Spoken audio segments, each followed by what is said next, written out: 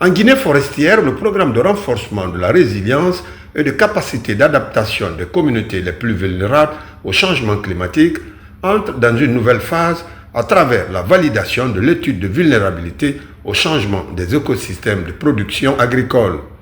Elle se déroule sous l'égide du ministère de l'Environnement et du Développement durable. Cet atelier, véritable outil de réflexion et de concertation, marque une étape décisive pour mieux comprendre les vulnérabilités spécifiques auxquelles nos systèmes de production et nos écosystèmes sont exposés.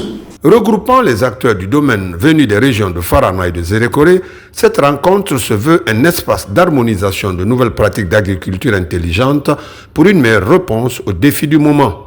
Nous sommes dans un projet de changement climatique, nous avons beaucoup d'activités en perspective.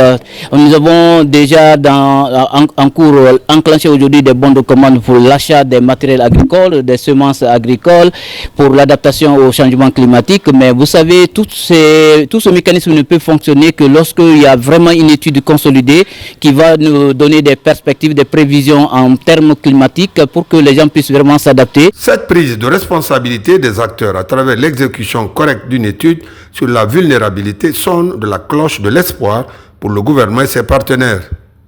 Nous attendons à ce que les experts examinent au peigne fin le rapport qui va être présenté par le cabinet pour que chacun, là où il est, apporte son expertise pour amender le rapport et donner des recommandations pertinentes pour que ces guides que nous avons voulu qu'il soit vraiment un véritable guide pour la région. Financé par le Fonds mondial de l'environnement, les résultats de cette étude démontrent que la productivité agricole en Guinée forestière pourrait considérablement diminuer jusqu'à 20% ou plus d'ici 2050 si rien n'est fait.